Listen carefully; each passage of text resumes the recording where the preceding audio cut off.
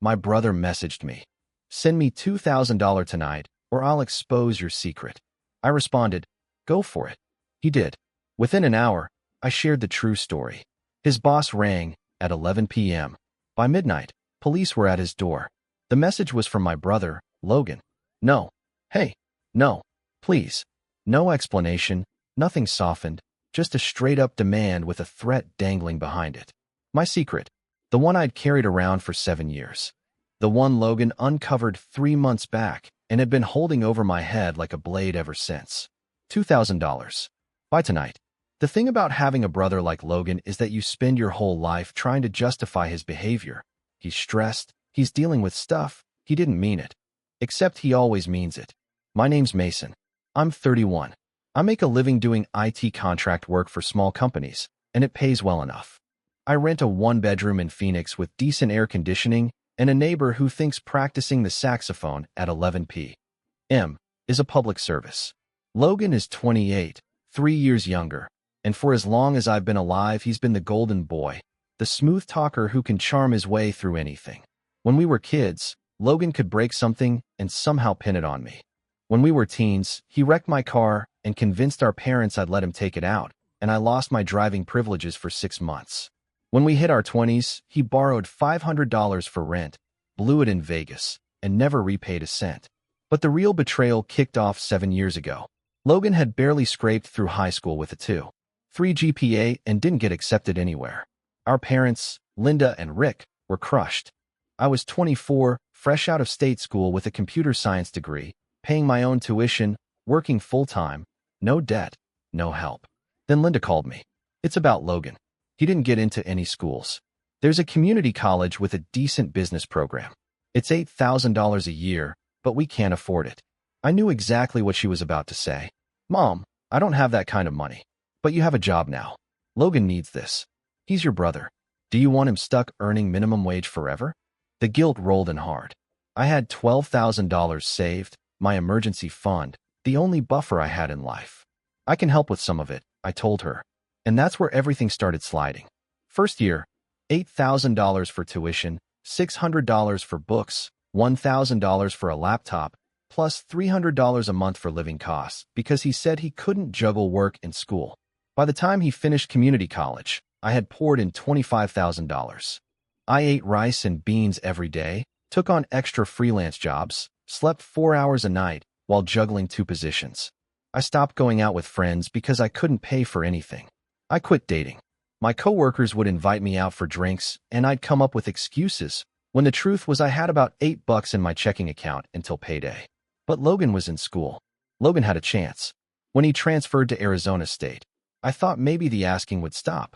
Instead, he told me he was short $10,000 for tuition. I took out a personal loan with 12% interest. And this pattern repeated every semester for 2 more years. Tuition problems, rent problems, random emergencies. By the time he graduated, I'd shelled out over $60,000, scraped together through loans and sacrificing everything.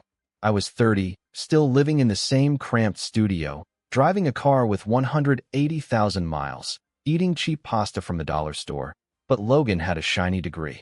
He landed a job right away, some finance role in Scottsdale, making $65,000 a year, and our parents threw him a graduation party and plastered Facebook with posts about how proud they were of his hard work. His hard work, not mine. Logan never told them I paid for it all.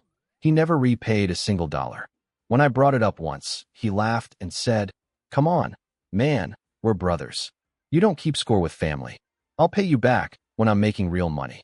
But he was making real money, and I was still drowning. 3 months ago, I screwed up. I was at Logan's apartment. Nice place, 2 bedrooms, gym, pool, helping him set up a TV. His laptop was open, and an email notification appeared from his company. Q3 expense report discrepancy. Preview. We need to discuss several charges that don't match the receipts. Logan caught me glancing. "What are you doing?" "Nothing," I said. A notification popped up. His expression went rigid. "Don't touch my stuff." We finished everything in silence, but the whole thing gnawed at me. 2 weeks later at a family dinner, Logan showed off photos from a work trip to San Francisco, 5-star hotel, all on the company card, and something fell off. That night, I did something I'm not proud of. I I remembered his laptop password, the same 4 digits, his birthday backward, untouched for years. I logged into his cloud storage and found a folder labeled work stuff. Inside it were scanned receipts from his expense reports. That's when I saw it. A hotel receipt from the San Francisco Marriott showing $250 a night for 3 nights. The version he submitted showed $275 per night. He'd edited it and pocketed $525. I kept digging. A dinner bill listed at $78 but submitted as $145. A flight that cost $310 but reported as $485. On and on. When I added it up, Logan had siphoned off around $40,000 from his company in a single year. Embezzlement, straight up. My stomach twisted. This was the guy I'd sacrificed everything for, the education I'd bankrolled, and he was using that degree to commit fraud. The next day, he barged into my apartment using my spare key and said, "We need to talk. You went through my files." My chest tightened. "Logan, I have tracking software. I saw the login. Your IP address. You're stealing from your company. I'm being creative with expense management," he said. "There's a difference. That's embezzlement. That's a felony." He smirked. "And you hacking into my files is a crime too. Computer fraud. Unauthorized access." "I wasn't hacking. You gave me your password." "Did I? In writing? With permission?" "Pretty sure a lawyer would call what you did unauthorized access. You need to stop before you get caught." "I won't get caught," he said, "because you aren't going to tell anyone." "Why wouldn't I?" "Because if you do, I'll tell Linda and Rick the truth about the $60,000, about how you've secretly bankrolled my life for 7 years." I just stared at him, frozen. "So what? That just makes me look like a decent brother.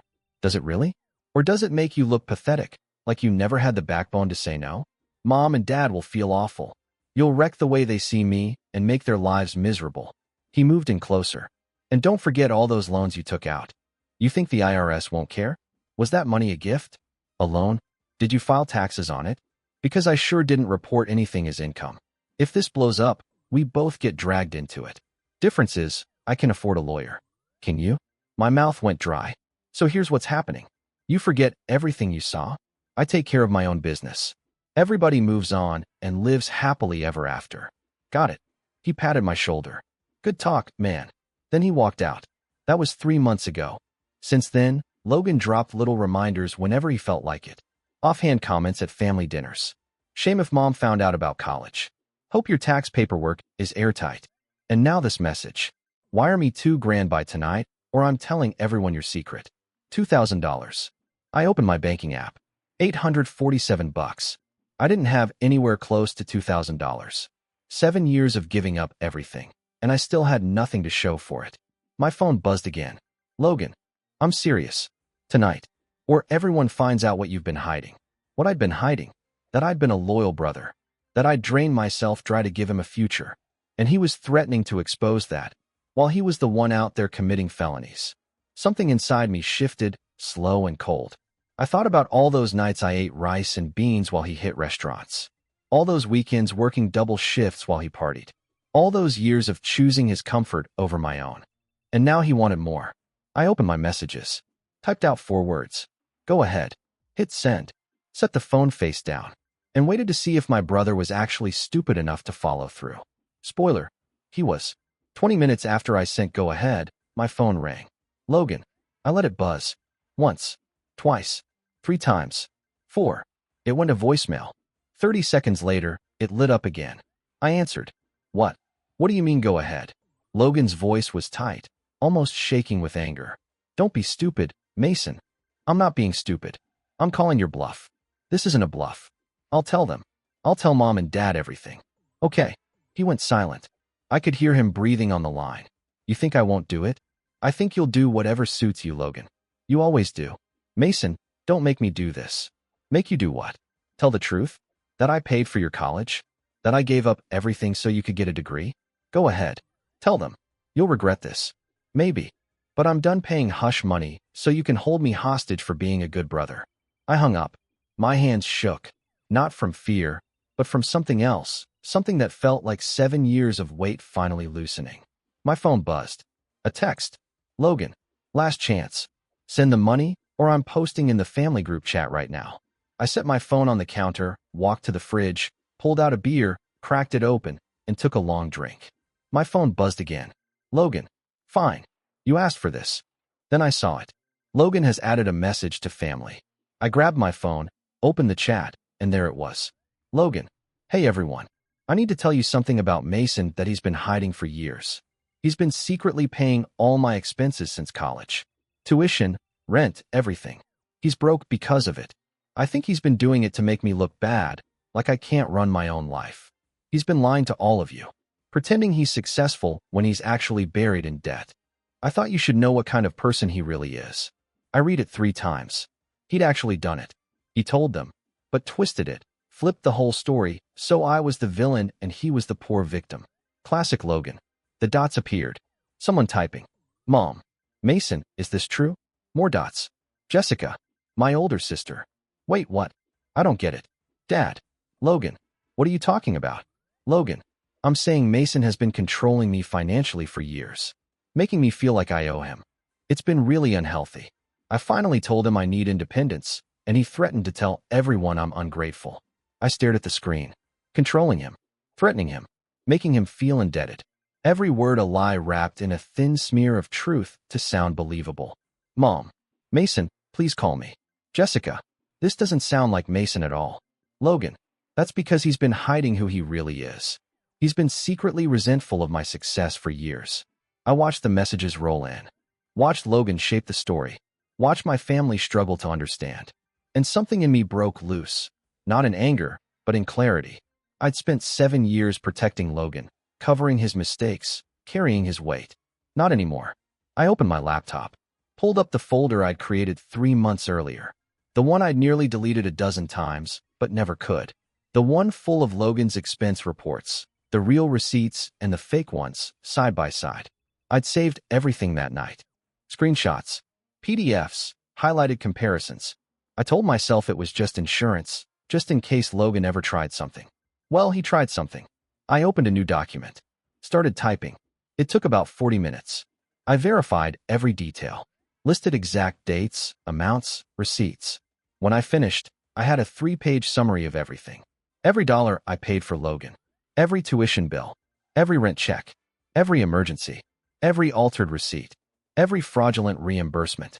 Every stolen dollar from his employer. I attached 12 images, 6 original receipts, 6 altered versions. Hotels, dinners, flights, all with timestamps and metadata. At the bottom, I added one final line. Logan's employer is Summit Financial Group. His supervisor is Daniel Cho. Their fraud hotline is 480-555-0147. Attached documentation shows approximately $40,000 in falsified expenses over the past 14 months. I read the whole thing one last time, making sure every word was accurate. Every detail could be verified, and then I did something I never imagined I'd have the nerve to do. I put it all out in the open. Not in the family group chat. On Facebook. On my actual timeline. Set to public.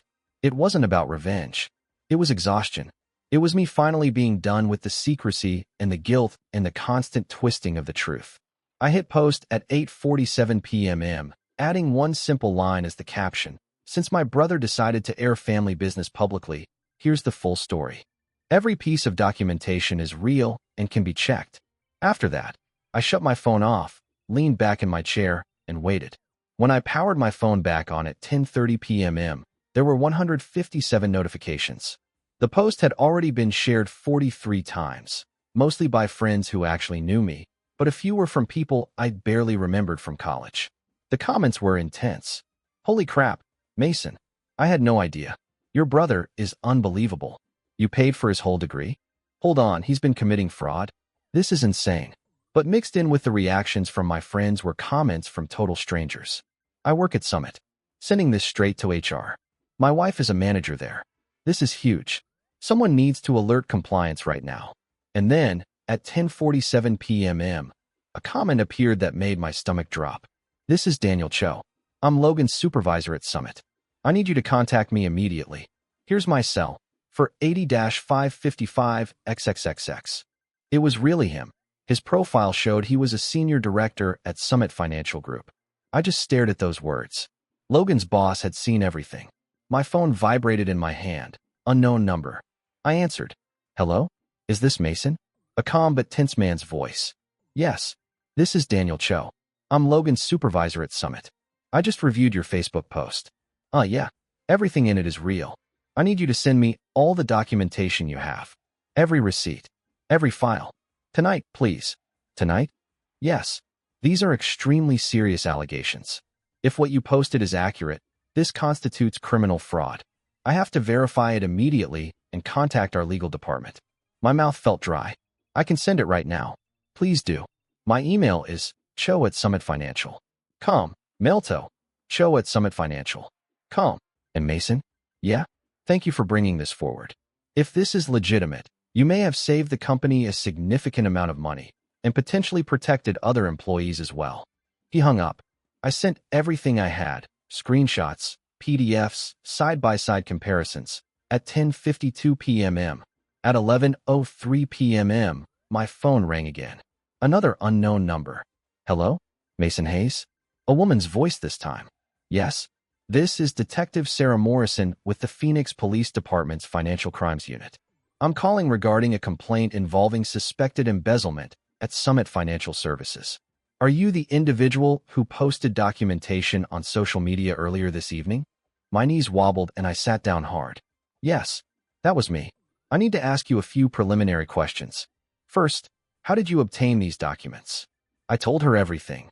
The email I saw, the cloud folder, the threat Logan made. All of it. And you're certain that none of these files were altered by you in any way? I'm positive. I saved them exactly as I found them. The metadata should show that. Good. We'll need that. Mr. Hayes, you need to understand something clearly. What you've submitted appears to show a recurring pattern of fraudulent activity. If confirmed, this is a serious felony. Your brother could face criminal charges. I understand.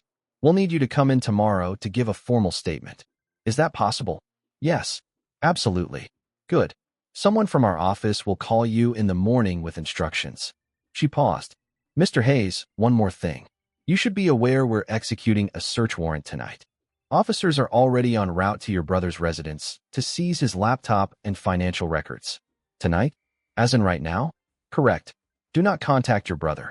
Do not discuss this case with anyone except your attorney. Do you understand? I understand. We hung up. I sat alone in my apartment, letting the quiet settle over me. It was 11:14 p.m. In less than 4 hours, I had called Logan's bluff, exposed his fraud, heard from his supervisor, and been told by police they were raiding his apartment. For hours, my phone buzzed, the family group chat. Mom, Mason, what did you do? Logan, you're dead to me. Dead. Do you have any idea what you've done? Jessica, can someone please explain what's going on? Dad, Mason, call your mother this instant. I didn't answer any of them. Instead, I opened my laptop again and checked Facebook. The post had now been shared 87 times. And there, sitting right at the top of the comments, was a new update from Daniel Cho. Update. We have confirmed the documentation. We are working with law enforcement. Logan Hayes' employment is terminated effective immediately, and criminal proceedings will follow. Thank you to Mason Hayes for his honesty in coming forward. It was over. The truth was out. Logan's carefully curated world was collapsing. My phone rang again. Logan. I looked at his name, then hit decline. Blocked the number. For the first time in 7 years, something unfamiliar washed over me. Peace. I didn't sleep. At 11:47 p.m., another text from Detective Morrison came through. Officers are at your brother's residence, now executing the warrant. I'll update you tomorrow. Police were searching Logan's place. Right then, because of what I'd done, I stood up. Paced. Saturday. Stood again. My hands trembled. 7 years of being used, drained, manipulated, and it was finally ending. At 12:14 a.m., Mom called. Mason, what have you done? She was crying. The police are at Logan's apartment. They have a warrant. They're taking everything. I could hear Dad in the background. Mason, the police mentioned fraud. What did you tell them? The truth. You destroyed your own brother over money you willingly gave him? Mom, he's been stealing from his company. $40,000. I have proof. You don't know that for sure. Maybe it was a misunderstanding. A misunderstanding repeated 40 different times? Mom, stop. He's your brother. And I was his bank. For 7 years. My voice cracked. I gave him everything. And he never once said thank you. Never paid me back. Tonight he tried to blackmail me. There was nothing but silence on the other end. He threatened to expose the fact that I'd been a good brother, like that was something shameful. You should have called us first. Would you really have believed me? Would you have taken my side? Or would you have twisted it around the way you always do? That's not fair. It's completely fair. You've been making excuses for Logan since we were kids. I'm done staying quiet. Logan made his decisions, and now he's living with the fallout. I hung up. I hung up again just to make sure the call was gone, then sat in the dark and cried. Angry tears, relieved tears, 7 years of bottled up emotion finally cracking open. I woke up at 6:47 a.m. to 43 new messages in the family chat. I didn't read a single one. I got dressed, drove to a coffee shop, and sat near the window because I needed to see normal people acting normal. The barista handed me my usual. Jessica called. Mason, Mom's losing it. What happened? So I told her everything. He tried to blackmail you? Yeah. And he's been stealing? Yeah. She went quiet. Are you okay? She asked. No one else had asked me that. Not Mom. Not Dad. Just a bunch of what did you do? I don't know, I said. I feel like I blew up the whole family. You didn't. Logan did. You just stopped covering for him. Mom won't see it that way. She never does. But Mason, those receipts, that's intentional fraud. I know. Then you did the right thing. When we hung up, I felt a little less alone. A few minutes later, the door opened, and a woman walked in. She spotted me instantly. Mason? Yeah? I'm Karen, from Summit. I messaged you on Facebook. My stomach dropped. Oh, hi. Can I sit? She slid into the chair, both hands wrapped around her coffee like she needed it to stay steady. I had to thank you face to face, she said. Logan found out about my DUI. Cornered me. Told me if I didn't sign his expense reports, he'd tell our boss and I'd lose my job. Her fingers trembled. I was terrified. Student loans, rent, my mom's medical bills. I felt trapped. I'm sorry, I said. When I saw your post, I cried. I thought no one would ever believe me. But you came forward. You had proof. I admitted I'd been scared out of my mind. But you did it anyway, she said. That's courage. We talked for 20 minutes. When she left, she hugged me. Thank you for being brave. I sat there thinking about how many people Logan had hurt, how many times I almost let him keep doing it. When I walked back to my car, I froze. My dad's truck was parked beside it. He was leaning against the door like he'd been waiting.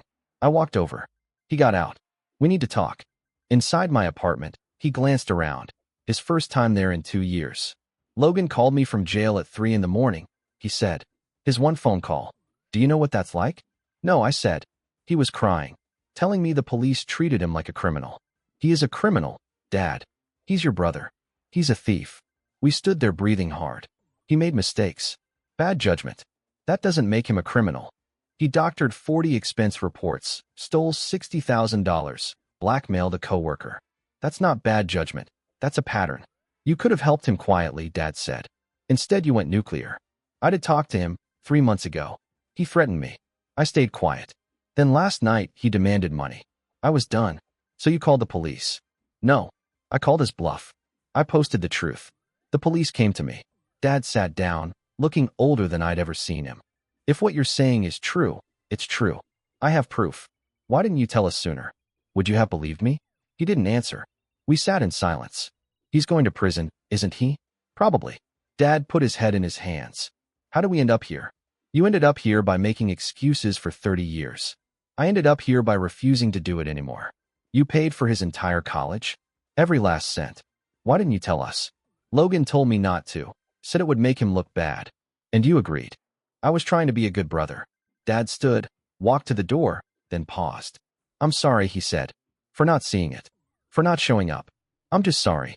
He left. The apology didn't feel as satisfying as I'd imagined it would. At 2 in the afternoon, I gave my formal statement at the police station. Detective Morrison recorded everything. Your brother insists you fabricated evidence. Check the metadata. Ask his company. It's all real. 2 hours of questioning. This wasn't easy for you, was it? Turning in your brother. No, but you still did it. Because it was the right thing, not the easy thing. When I got home, my phone was full of messages from unknown numbers. Daniel Cho. Our internal review found more evidence. Logan accessed protected client data for a side business. We'll be pursuing additional charges, including theft of trade secrets. Thank you for your integrity. Karen. 2 other women went to HR today. Logan did the same thing to them. Your post gave them the courage to speak up. You saved us.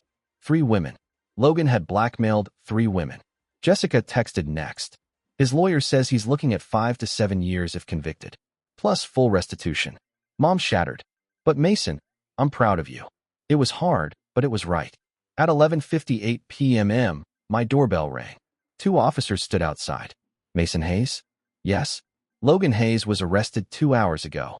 Multiple counts: fraud, forgery, theft, attempted extortion.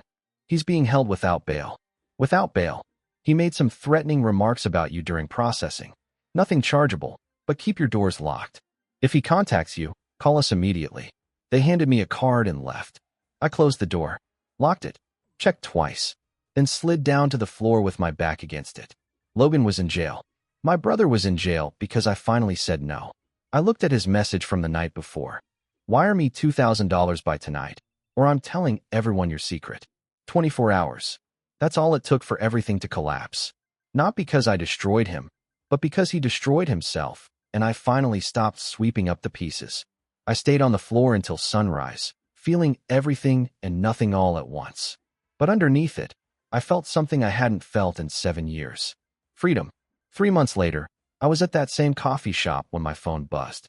Jessica, sentencing is today. Thought you'd want to know. Logan's trial went fast. The evidence was overwhelming. His lawyer pushed the plea deal. Guilty on all counts. Thanks. Keep me posted. An hour later, she texted again. For years in prison. 62 grand in restitution to Summit. 60,000 to me.